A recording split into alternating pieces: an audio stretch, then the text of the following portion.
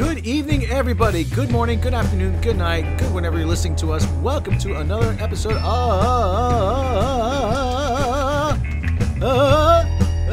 Midnight's Edge After Dark.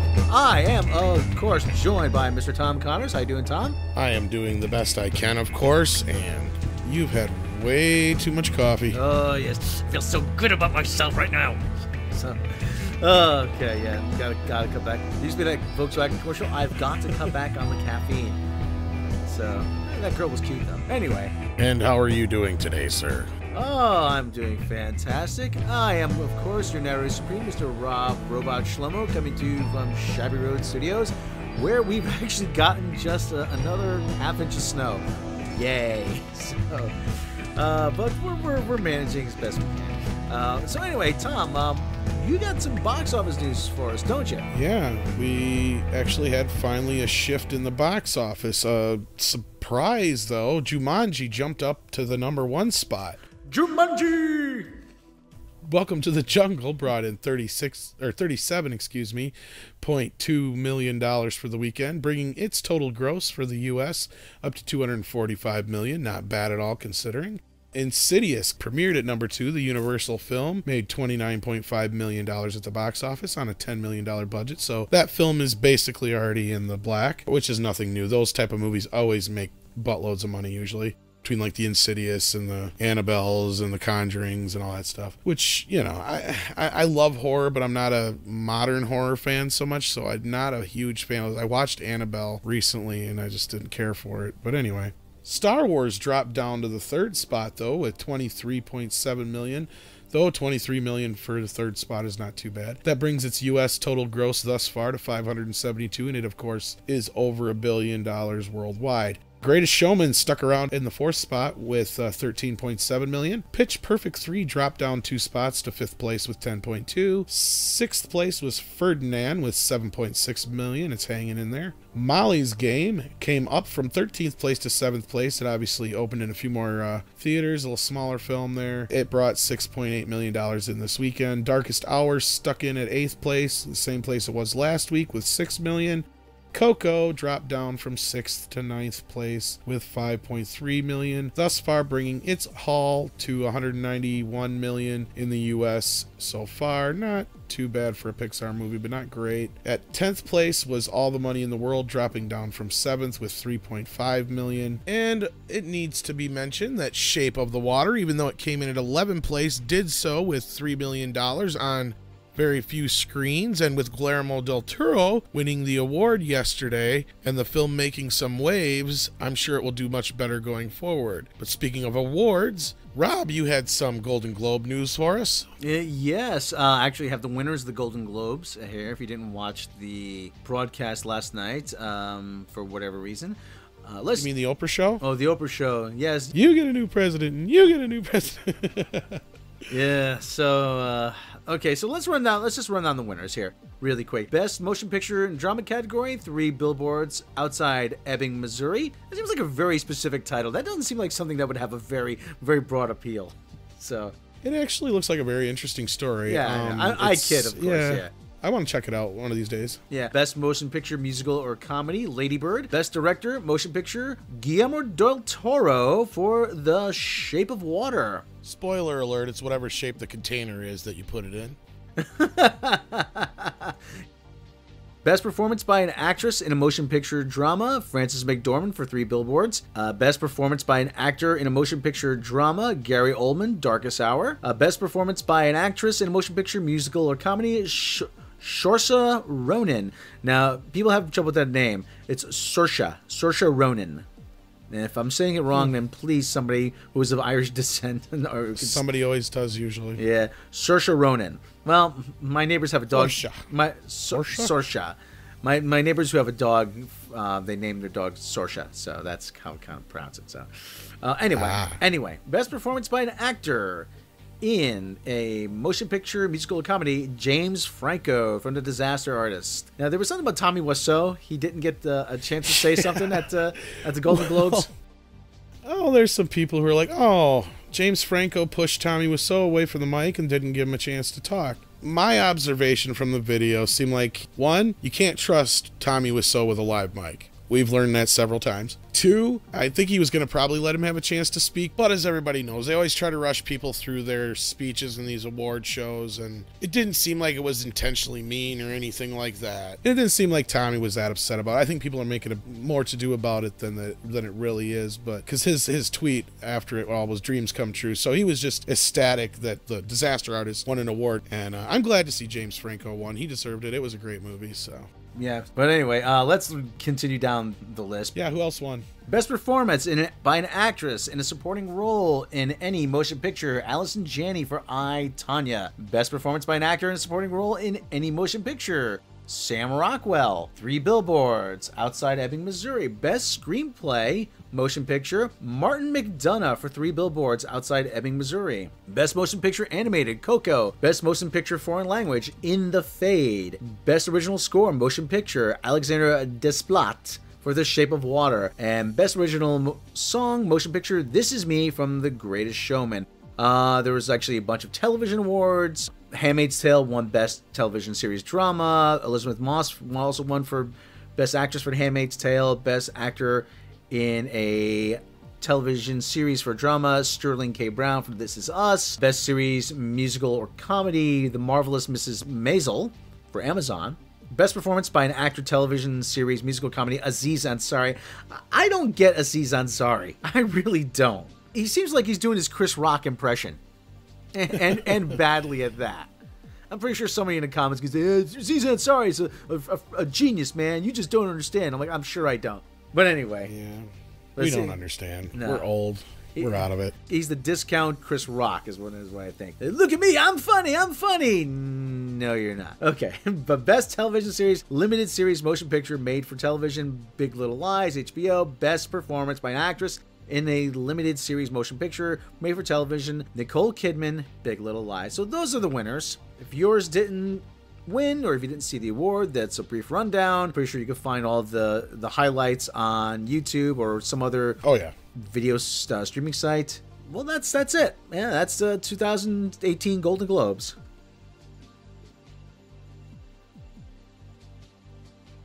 Oh gosh. I think you got a roundup for us, do you not, Rob? Yes, we do. Yeehaw there, buckaroos. Time to saddle up that horse and we're going to hit ourselves up out the barn and have ourselves a roundup. Yeehaw! Yeehaw! Ladies and gentlemen, for the roundup. So this is a story I wanted to talk about, actually, with all the stuff that's going on in the news.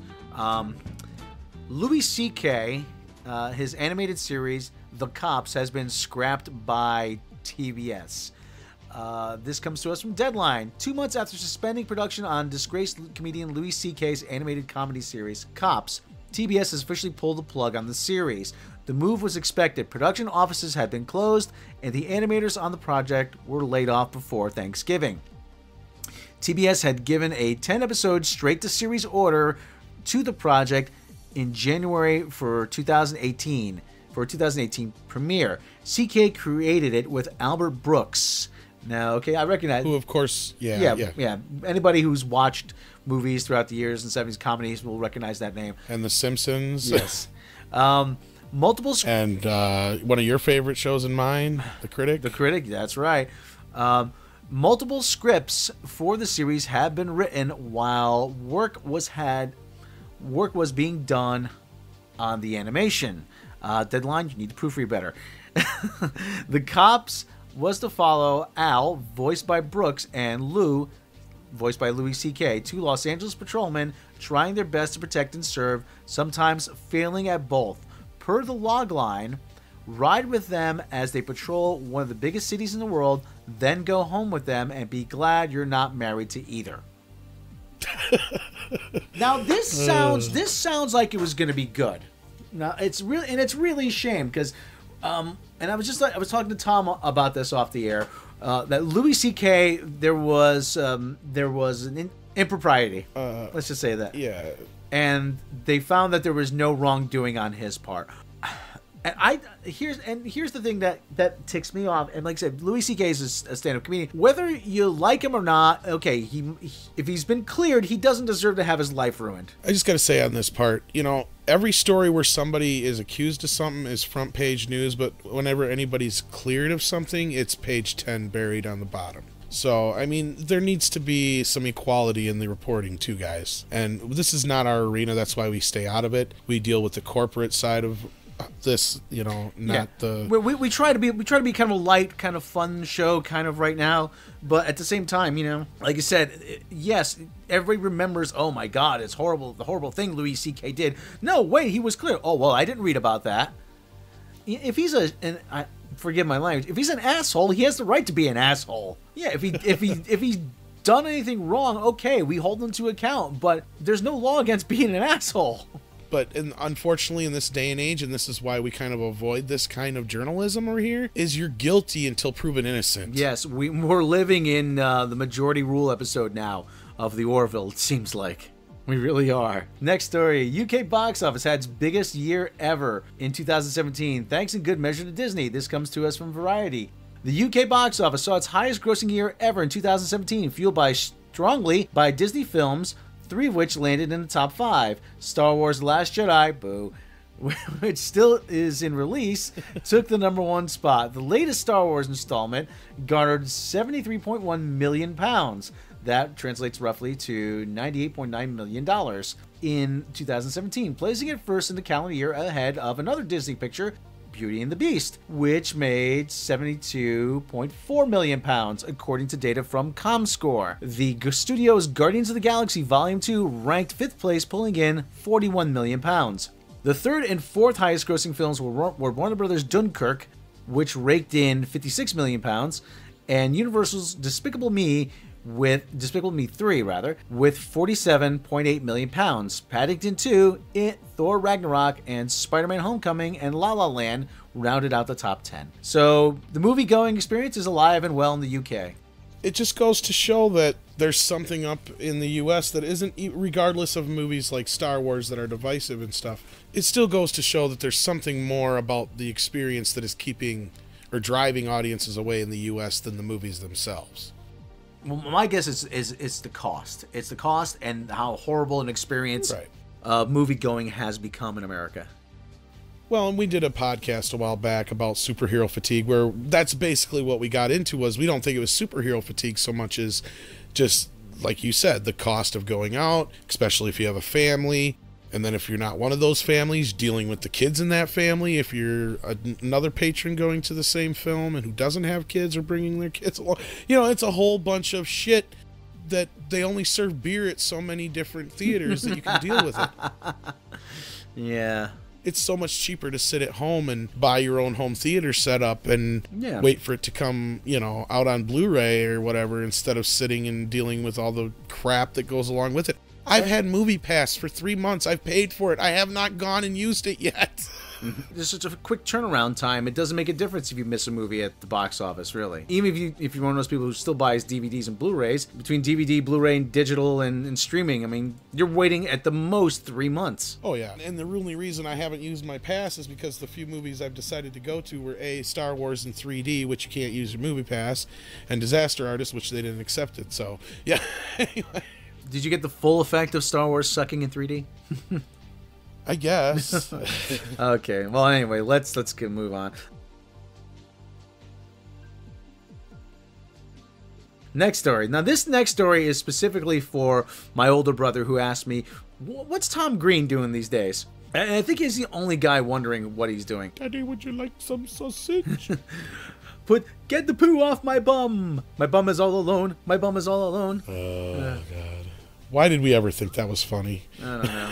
Oh, well, it's of its time, you know. Tom Green sets Travel Channel special Giant America. This comes to us from Variety. Comedian Tom Green will have a new half-hour special, Giant America, premiering on the Travel Channel on January 15th at 9:30 p.m. Eastern and Pacific Time. On a quest to uncover the story behind every massive structure in the nation, Green heads right to the state that defined bigger is better to get the behind-the-scenes look at the Texas State Fair to see how big Tex comes to life, and answers the age-old question of how the 10-gallon hat got its name, and even attempts to set a record by eating an 85-ounce steak.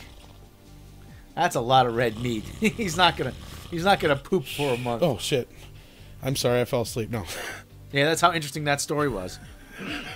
Well, no, can't anybody get their own show on this Travel Channel or whatever? Can't you just send your own show in there, and if they decide to show it, you've got your own show? I thought that was kind of the criteria for that place. Maybe. So like a ton of people have just got their start that way, I thought. But anyway, I could be wrong. If somebody knows otherwise, let me know. But I thought you could just send your own show ideas in. So that's probably what Tom Green did. They're like, well, shit, that's Tom Green. Let's see where this goes.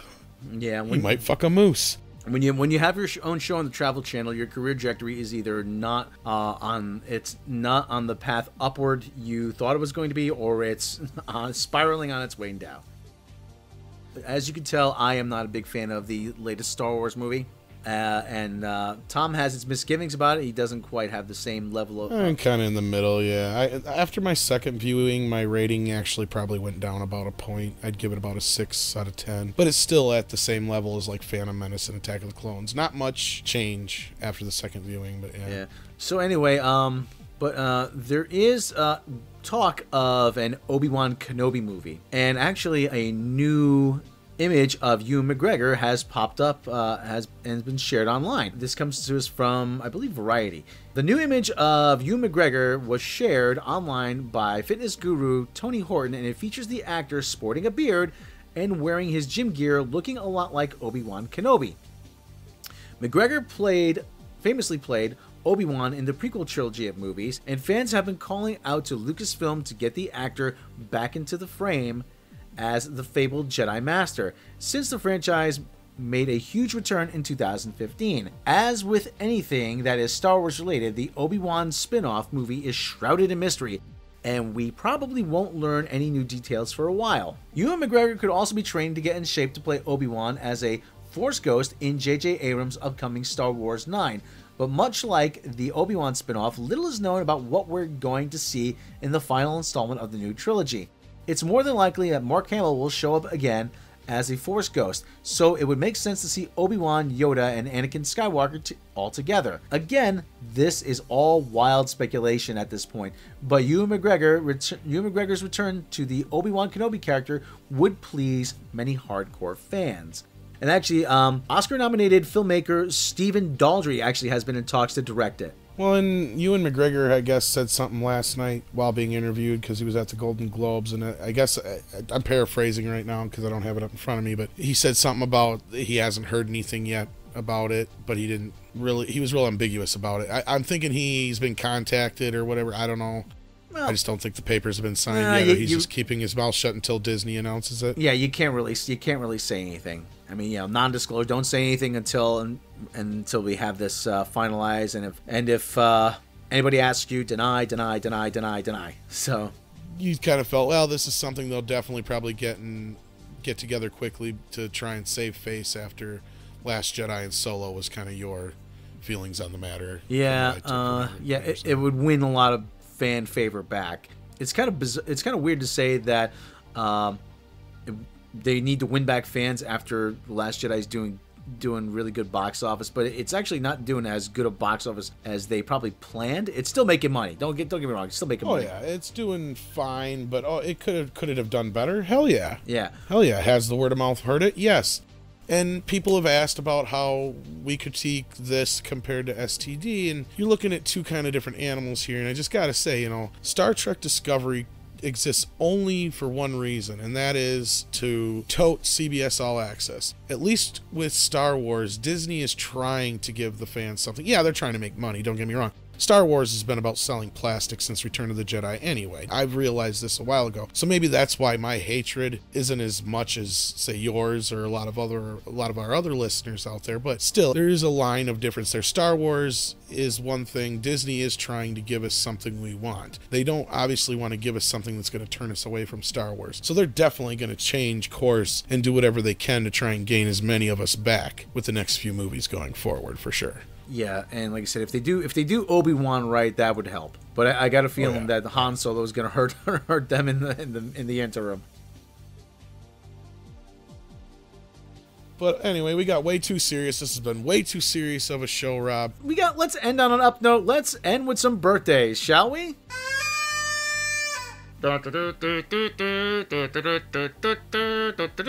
Royalty free. This song is public domain. So, yay. For January 8th, famous astrophysicist Stephen Hawking turns 76. Happy birthday.